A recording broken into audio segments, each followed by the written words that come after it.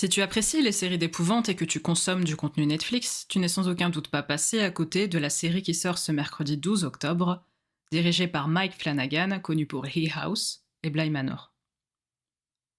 La bande-annonce disponible sur le web rappelle la fascination du réalisateur pour les compositions familiales et les histoires de maisons hantées, tout en convoquant des choix artistiques et techniques qui marchent directement dans les pas de Ryan Murphy, le créateur de American Horror Story.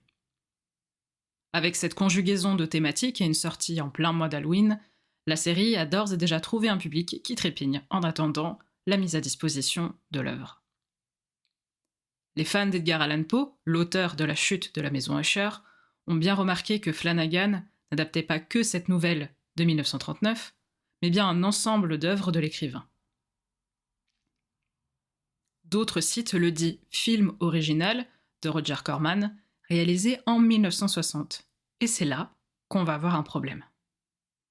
Certes, la liberté de Flanagan rappelle celle que Corman a prise quand il a adapté plusieurs œuvres de Poe, mais parler de son film comme de l'original, c'est oublier l'une des plus belles adaptations de l'histoire du cinéma, celle de Jean Epstein en 1928.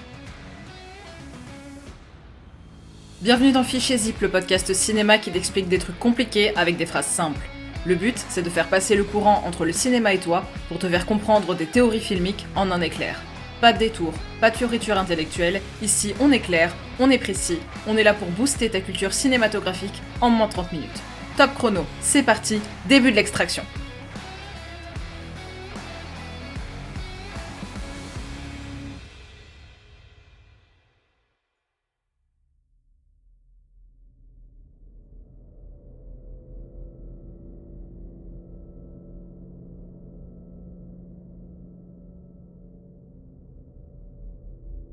La Chute de la Maison Usher, l'œuvre originelle par laquelle tout a commencé, est donc une nouvelle d'Edgar Allan Poe, un grand poète et romancier du XIXe siècle, connu pour ses œuvres très sombres à thématique d'enquête. Ses écrits sont traduits en France à partir de 1847 par Isabelle Meunier, et c'est ensuite le poète Charles Baudelaire qui s'en empare en 1855 et qui va contribuer à populariser en France une vision de Poe qui n'est pas forcément celle impliquée par les textes originaux, mais on va y revenir plus tard. La Chute de la Maison Usher a été comparée au cabinet du docteur Caligari, qui tient un grand rôle dans la construction de l'univers notamment de Tim Burton, et en particulier du film Les Noces funèbres dont je parlais la semaine dernière. Pourtant, Epstein n'appréciait pas plus que ça Caligari, notamment à cause du fait que le film a été longtemps, et toujours d'ailleurs, réduit à ses décors déstructurés. Il est vrai qu'au début du film, le personnage du visiteur est pris de dos avec son très grand manteau et son haut de forme caractéristique, qui font penser au film de Vineux, sorti 6 ans plus tôt. Il est facile de comparer le personnage de Madeleine à Jane, ou encore le personnage de Roderick à Césarée, tant il semble perpétuellement halluciner. Pourtant, les deux films sont bien différents, mais ils ont un gros point commun. Ils ont tellement marqué l'histoire du cinéma qu'ils sont encore, 100 ans plus tard, des références essentielles. Donc La Chute de la Maison Usher, c'est un film muet, réalisé en 1928 par Jean Epstein. Il est librement inspiré de plusieurs matériaux, dont pour les principaux La Chute de la Maison Usher et le portrait ovale. Il fait une grosseur, et il raconte l'histoire d'un personnage qui s'appelle Roderick, qui, inquiet pour l'état de santé de sa femme, Madeleine, demande de l'aide à un ami d'enfance, et ce malgré le fait qu'il ait un médecin à sa disposition. Déjà, tu sens que le bail va mal tourner. L'ami d'enfance voyage jusqu'à la maison durant un prologue qui n'existe pas dans la nouvelle et se retrouve confronté à un ensemble de manifestations très étranges qu'il ne risque pas d'oublier. Pour t'expliquer comment fonctionne le film, je vais devoir te divulguer la fin, donc si tu ne souhaites pas la connaître tout de suite, je t'invite à quitter cet épisode et à y revenir plus tard. Le film est disponible gratuitement sur Henri, la plateforme officielle des restaurations de la Cinémathèque française, donc si tu as une grosse heure devant toi, va le regarder, et puis tu peux te faire mon éclairage juste après.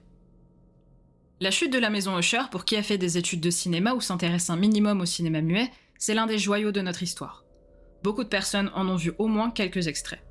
Les connaisseurs et les connaisseuses de cette période comprennent aisément que ce film s'inscrit de manière très simple dans cette décennie complètement éclatée des années 1920. C'était la période où les expérimentations techniques fleurissaient de toutes parts. Je rappelle qu'en 1927, c'est l'arrivée du parlant. Ces expérimentations se conjuguaient avec un gros intérêt pour les thématiques du rêve et de l'inconscient. André Breton du côté artistique avec les surréalistes, et Sigmund Freud du côté médical avec la psychanalyse. Il y a des petits restes du romantisme encore, mais on est en pleine émergence de ce qu'on appelle le symbolisme, soit un mouvement littéraire et artistique fondé sur les symboles et une vision spirituelle des différents niveaux de réalité qui communiquent entre eux. Comme tout film qui commence à dater et qui est inspiré d'un matériau littéraire, La chute de la maison Usher dispose d'une quantité d'analyse absolument colossale que je ne prétends pas révolutionner en 30 minutes, clairement. Mon but ici, c'est de rendre le film accessible au plus grand nombre de personnes possible, au détriment, et je le conçois, d'une certaine exhaustivité et de précision. Pour les personnes que ça intéresse, je mets le lien dans la description des ressources académiques que je me suis farci pour La Pasión del Cinema, si vous voulez approfondir le truc. Comme j'ai que 30 minutes, je vais aller droit au but. Je vais commencer par parler de la grande évolution technique utilisée dans le film, c'est-à-dire le ralenti. Je vais expliquer comment elle permet de traduire à l'écran à la fois l'essence de l'univers de Poe et celui de la traduction de Baudelaire, et de créer une agglomération de personnages à travers cette fameuse maison. Et enfin, on va se poser une question qui fâche. La chute de la maison Usher est-elle un film fantastique ou un film gothique ? Le grand truc qui a mis des étoiles dans les yeux de tout le monde quand le film est sorti, c'est l'utilisation de la technique du ralenti, qui a plusieurs conséquences que je vais expliquer. Déjà, il faut savoir que pour réaliser un ralenti propre, qui soit pas désagréable à regarder, il faut exécuter des manips techniques précises. Le truc de base consiste à enregistrer plus d'images par seconde au départ pour ensuite les monter à une vitesse inférieure. Le truc de base consiste à enregistrer plus d'images par seconde au départ pour ensuite les monter à une vitesse inférieure. Donc si tu veux faire un ralenti propre à 24 images par seconde, tu vas devoir filmer à une vitesse supérieure, admettons 48 images par seconde. Plus tu mets d'images par seconde, plus le mouvement va paraître lent. Moins tu mets d'images par seconde, plus le mouvement va paraître rapide. Et c'est notre œil et notre cerveau qui s'occupent de faire l'assemblage. Ça, c'est la première chose. La deuxième chose pour faire un ralenti, au-delà du fait qu'il faut diriger ses acteurs et ses actrices d'une certaine manière et pas se viander sur le cadrage, c'est qu'il est nécessaire de mettre en place une lumière beaucoup plus élevée. Pour filmer plus d'images par seconde, il faut accélérer la vitesse de l'obturateur, c'est-à-dire l'outil qui définit combien de temps le capteur sera exposé à la lumière pour capturer l'image. Si tu accélères ta vitesse, ton temps est plus court, donc tu captes moins de lumière. Pour capter de la lumière, tu vas donc devoir ouvrir ce qu'on appelle le diaphragme, qui fonctionne exactement comme l'iris de l'œil. Quand il fait sombre, tes iris sont complètement dilatés pour capter le plus de lumière possible. Et bien là, c'est pareil. Si tu ouvres le diaphragme, tu vas attraper plus de lumière, donc tu pourras utiliser une vitesse d'obturateur plus élevée. Mais la conjugaison de ces deux éléments fonctionne que s'il y a beaucoup de lumière.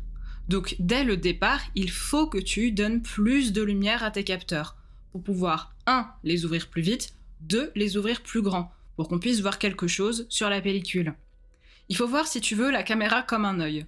Quand il y a beaucoup de lumière dehors, tes pupilles vont se rétracter pour pas te flinguer la rétine, et tu vas plisser les yeux ou mettre ta main en visière pour voir quelque chose, afin que l'image sur ta rétine, ce soit pas juste un flash blanc. En photo, et par conséquent en cinéma, c'est pareil. Donc quand tu vois à quel point c'est compliqué, t'imagines aisément que Epstein, pour faire ses ralentis, il doit réenvisager toute sa mise en scène et sa direction d'acteurs et d'actrices. Mais pourquoi Epstein se prend à ce point la tête, me diras-tu ? Eh bien parce que ce qui l'intéresse, c'est pas tant d'exprimer de l'onirisme ou quelque chose de fantastique de manière exacerbée, c'est de travailler sur le temps, et plus exactement de détruire la perception qu'on peut avoir du temps. C'est une caractéristique très présente dans le cinéma d'épouvante, quand un personnage s'éloigne de son environnement confortable pour se confronter par le biais d'une maison à des événements étranges. Souvent, le temps ne passe plus du tout pareil, tu auras remarqué, et les repères temporels se cassent complètement la figure. Ça mène, très souvent, à la folie du personnage. L'utilisation du ralenti est d'autant plus importante dans la chute de la maison Usher que Epstein y fait une utilisation très particulière de la musique. Je t'ai expliqué dans l'épisode de la semaine dernière, la musique c'est une unité de mesure quasiment au cinéma. Elle impose du rythme et elle applique sur l'image des procédés signifiants qui sont déterminants pour la compréhension du récit. Tu te rappelles peut-être que dans le dernier épisode, j'ai parlé de syncrèse, donc quand le son et l'image interviennent exactement au même moment. c'est grandement utilisé dans la chute de la maison Usher, et ça va jouer un grand rôle dans la dilatation ou la rétractation du temps. Quand il va falloir clouer le cercueil de Madeleine à sa mort, on va entendre des coups de cymbales qui vont se conjuguer à ceux du marteau.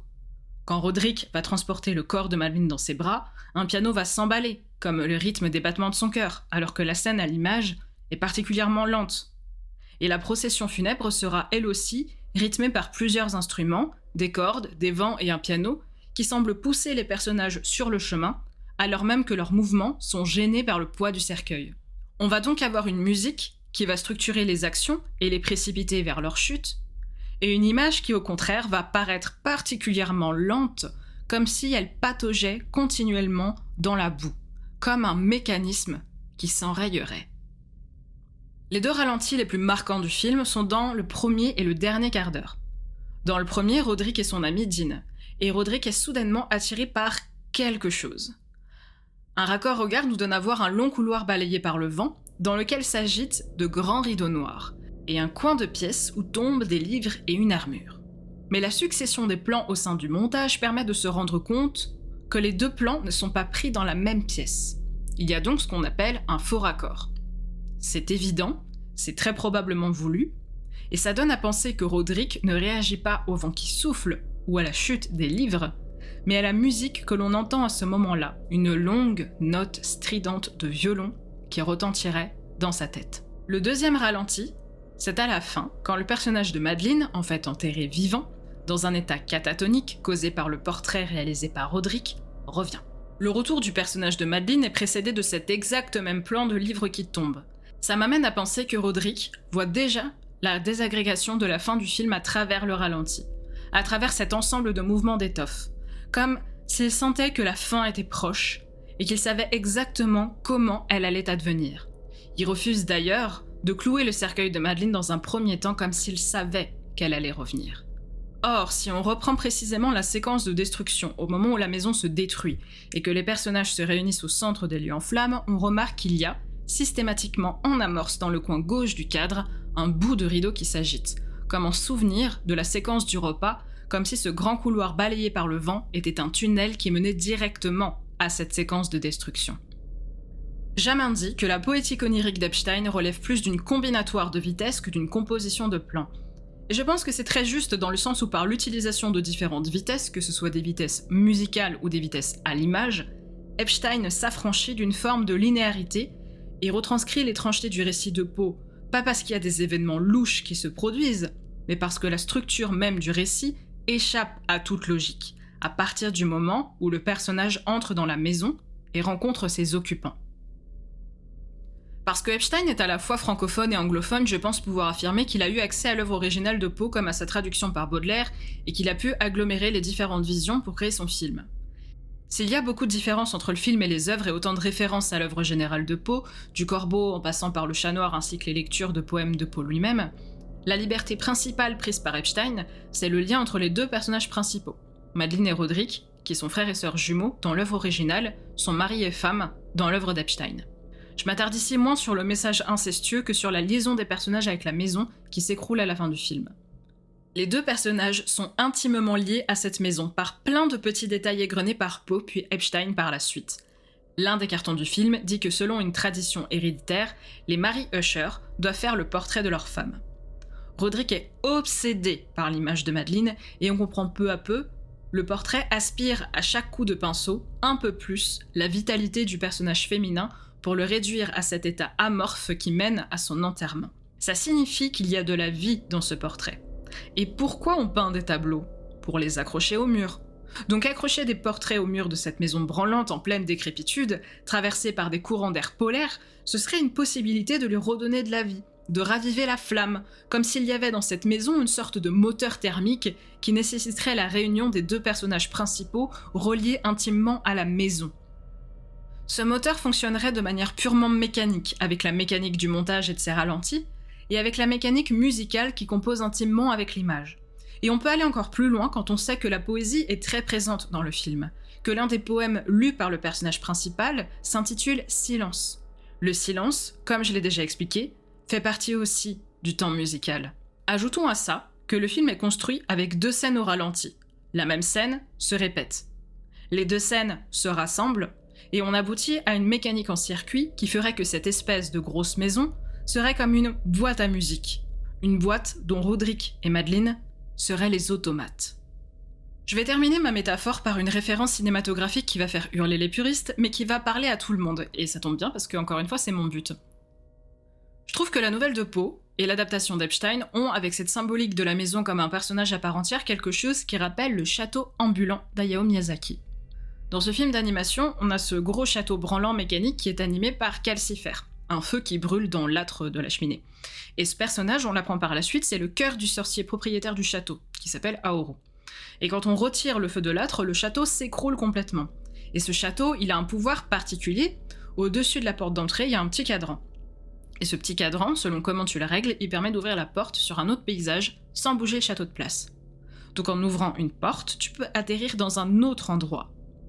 Et finalement, c'est le principe du montage en fait. Voyager dans plusieurs espaces sans bouger, par ellipse temporelle. Et donc je me dis, pourquoi en fait on serait pas dans un système où Madeleine et Roderick, au-delà d'une histoire d'amour, vraiment une histoire mécanique, magique, seraient le cœur de la maison, et n'auraient pas le droit d'en sortir, n'auraient pas le droit de se séparer au risque de la faire s'écrouler. Et jusqu'où un film des années 20 aurait pas inspiré ce film d'animation beaucoup plus récent que tout le monde connaît aujourd'hui, et n'aurait pas posé certaines bases d'un fantastique de la maison hantée. Cette réflexion m'amène à un dernier questionnement, qui est un peu plus complexe, mais que je pense faut se poser aujourd'hui, alors que le cinéma évolue perpétuellement et le langage, l'utilisation des termes avec. Est-ce que La chute de la maison Usher de Epstein, c'est un film gothique, ou est-ce que c'est un film fantastique ? Qu'est-ce qu'il a pris dans les matériaux existants, les motifs, comme c'est indiqué dans le générique de début, pour adapter cet univers particulier ? Si vous vous intéressez au mouvement romantique, comme c'est mon cas, vous savez que l'une de ses représentations, c'est une créature que tout le monde connaît, c'est le vampire. C'est très facile, vu l'ambiance du film, de penser au conte fantastique de Théophile Gautier, La morte amoureuse, et de voir en Madeleine une sorte de Clarimonde inversée, qui serait plus un vampire elle-même, mais vampirisée à son tour.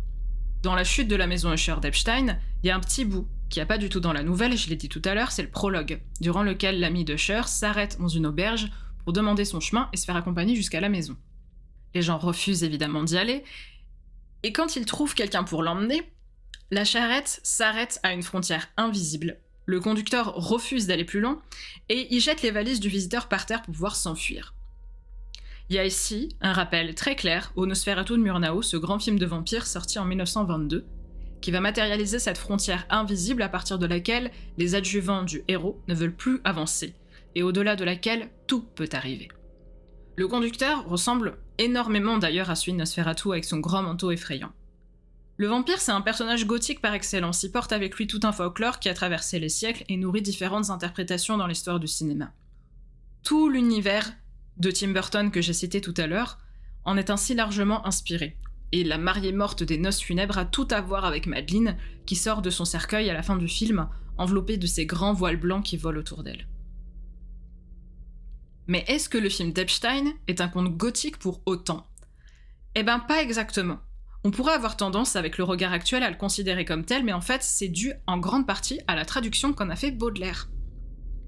La chercheuse en traductologie Ineke Wallert a écrit un article à ce sujet, dans lequel elle compare les deux œuvres, celle de Poe et la traduction par Baudelaire. Et elle explique en mettant les deux textes côte à côte que Baudelaire fait un évident travail d'interprétation du texte de Poe par sa traduction, et qu'il fait osciller le célèbre conte sur la frontière du fantastique et du gothique. C'est en 1830 qu'on commence à se soucier de différencier les deux termes, avec l'essai de Charles Nodier, du fantastique en littérature. Mais à ce jour, il est encore compliqué de séparer strictement les deux dans leur usage. Pour faire simple, le registre fantastique se focalise sur une émotion, le doute. Un protagoniste d'œuvre fantastique doute toujours de ce qu'il voit, de telle sorte que le lecteur ou la lectrice se trouve aussi dans une posture d'incertitude. Il hésite entre l'explication rationnelle des événements ou l'acceptation d'une forme de surnaturel. Le récit fantastique utilise le surnaturel comme structure avec un sentiment d'incertitude perpétuelle. De son côté, au contraire, le récit gothique est gothique parce que l'ensemble de ses composants, comme par exemple la thématique de la mort, de la décrépitude ou des personnages de vampires dont l'existence est parfaitement acceptée, entrent en action tous ensemble. Donc pour simplifier, le fantastique fait douter ses personnages et ce doute structure le récit, tandis que le gothique n'implique aucune incertitude et qualifie surtout les éléments qui sont à l'intérieur du récit.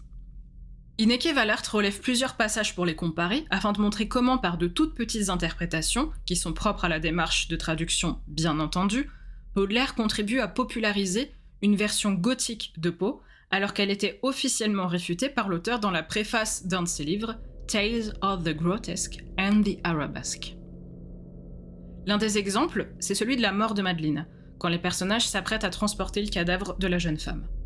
Poe écrit, littéralement, « Après avoir déposé notre triste fardeau sur des tréteaux dans cette région d'horreur, nous avons entrouvert le couvercle encore dévissé du cercueil et nous avons regardé le visage de l'habitante. » Baudelaire traduit, lui, par « Nous déposâmes donc notre fardeau funèbre sur des tréteaux dans cette région d'horreur, nous tournâmes un peu de côté le couvercle de la bière qui n'était pas encore vissé, et nous regardâmes la face du cadavre. » Baudelaire fait deux choix décisifs ici. Il choisit la traduction la plus sordide du mot « mournful », qui signifie « triste », « mélancolique » ou « funèbre », et il traduit le mot « tenant », qui peut signifier « locataire » ou « habitant », par « cadavre ».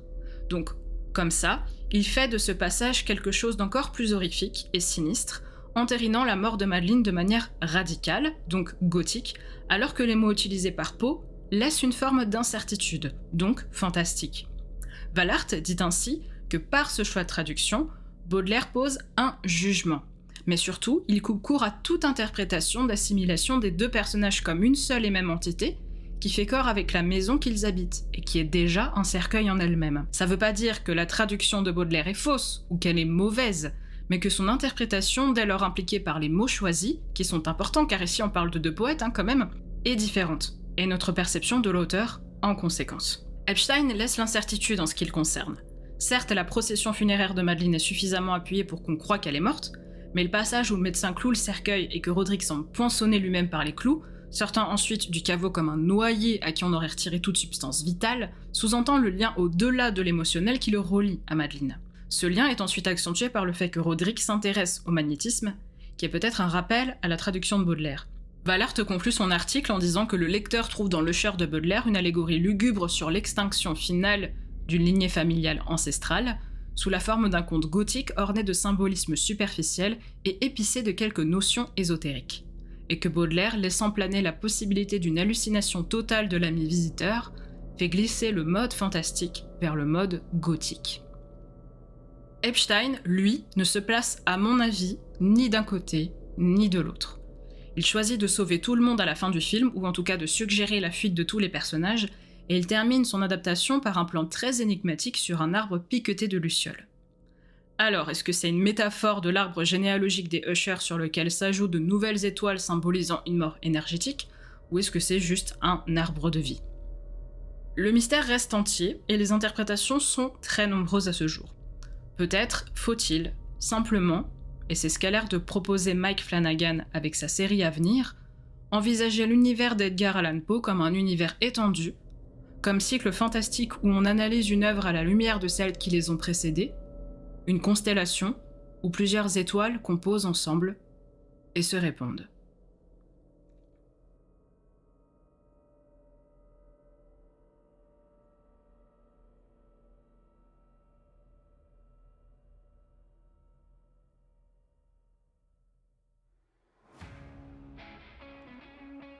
Cet épisode se termine ici, j'ai essayé de te donner un maximum de clés de lecture pour que tu puisses envisager de la manière la plus accessible possible ce film presque centenaire qui a fait couler beaucoup d'encre. Tu as encore un peu de temps pour le voir avant la série de Flanagan, je te rappelle qu'il est dispo gratuitement et en entier sur la plateforme Henry. Les épisodes qui vont suivre durant tout le mois d'octobre seront eux aussi placés sous le signe de l'étrange, en accord avec cette saison propice aux univers brumeux et mystérieux. J'espère que se concentrer sur Epstein t'aura plu. Si t'as aimé cet épisode, n'hésite pas à le partager autour de toi. Merci de ton écoute, et à la prochaine pour une nouvelle théorie passionnante à décompresser.